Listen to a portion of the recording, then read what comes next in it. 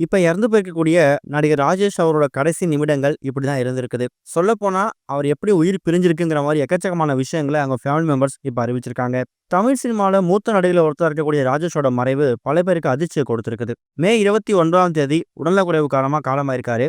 அவருக்கு வயசு 75. சொல்ல போனா கடந்த சில வருஷங்களுக்கு முன்னாடி ராஜேஷோட மனைவி ஏற்கனவே இறந்து போயிருக்காங்க அப்படிங்கறத கவனிக்க வேண்டியது. ராஜேஷை பொறுத்த வரைக்கும் அடிப்படையில அவர் ஒரு பள்ளி ஆசிரியர். பள்ளி ஆசிரியரா இருந்தாலும் அவருக்கு சினிமால தான் ஆர்வம் அதிகமா இருந்துச்சாம். அதனால சினிமாவில் நடிக்கிறதுக்கு முயற்சி செஞ்சு வந்தாரு. இயக்குனர் கே பாலச்சந்திர இயக்கத்துல வெளியான அவள் ஒரு தொடர்கதை அப்படிங்கிற படத்துல துணை நடிகரா நடிச்சிருந்தாரு. அதுக்கப்புறம் 1929ஆம் வருஷம் கன்னி பருவத்திலே அப்படிங்கிற படம் மூலியமா ஹீரோவா அடியெடுத்து வச்சிருக்காரு. அடுத்ததா பாலச்சந்திரோட அச்சமில்லை அச்சமில்லை படத்துல ஹீரோவா நடிச்சாரு. ராஜேஷ் ஆரம்பத்துல இருந்தே நடிக்கணும் அப்படிங்கிற எண்ணத்துல தான் இருந்ததால கதாநாயகன், துணை நடிகர், குணச்சித்த கதாபாத்திரம், வில்லன் கதாபாத்திரம்னு எதை கொடுத்தாலும் நடிப்பாராம். இது வரைக்கும் பல மொழி திரைப்படங்கள்ல 150க்கும் மேற்பட்ட திரைப்படம் நடிச்சிருக்காரு. கடைசியா அவர் நடிப்பு வெளியான திரைப்படம் மேரி கிறிஸ்மஸ். 1985ஆம் வருஷம் சென்னையில படப்பிடிப்புக்காக ஒரு வீட்டையே கட்டினாரு.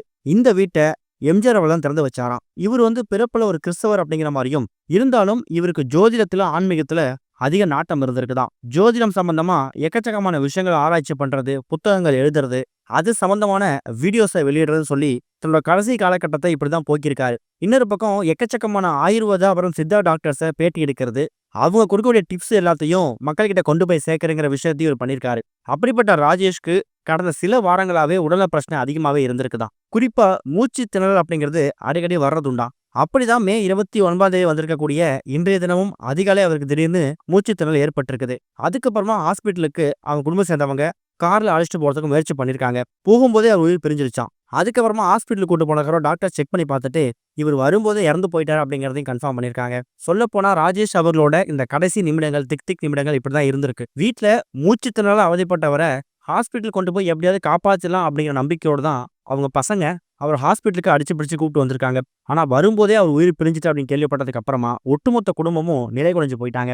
75 வயசு வரைக்கும் தான் ஒரு மனுஷன் நல்லா வாழ முடியும். அதுக்கப்புறம் வாழ்றது வேஸ்ட். அவன் எல்லாத்தையும் ஆண்டு அனுபவிச்சிடுவான். என்னை பொறுத்த வரைக்கும் என்னோட உயிர் 75 வயசுல போயிடணுங்கிறத அடிக்கடி அவரோட நண்பர்கள்கிட்டயே சினிமாவட்ட சொல்லிட்டே இருப்பாராம். அவரு சொன்ன மாதிரி அவர் ஆசைப்பட்ட மாதிரியே சரியா அவருக்கு 75 வயசு ஆகுது. 75 வயசுல இப்ப அவர் உயிரும் பிரிஞ்சிருக்குது.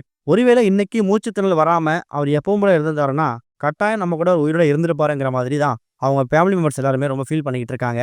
மனைவி இழந்து ஒரு சில வருஷங்கள் தனியா வச்சு வந்திருக்கக்கூடிய ராஜேஷ் இப்ப யாருக்கும் எந்த தொந்தரவும் கொடுக்காம மரணம் அடைஞ்சிட்டார் அப்படிங்கிற மாதிரியும் எக்கச்சக்கமான கருத்துக்கள், கண்ணீரை வரக்கூடிய கருத்துக்கள் பரவிட்டு இருக்கு. இதுவரைக்கும் கனெக்டிங் டிவிக்கு சப்ஸ்கிரைப் பண்ணனா மறக்காம சப்ஸ்கிரைப் பண்ணிக்கங்க. உடனடி அப்டேட்ஸ் பெறுவதற்கு நோட்டிஃபிகேஷன் பெல்லையும் கிளிக் பண்ணிக்கங்க.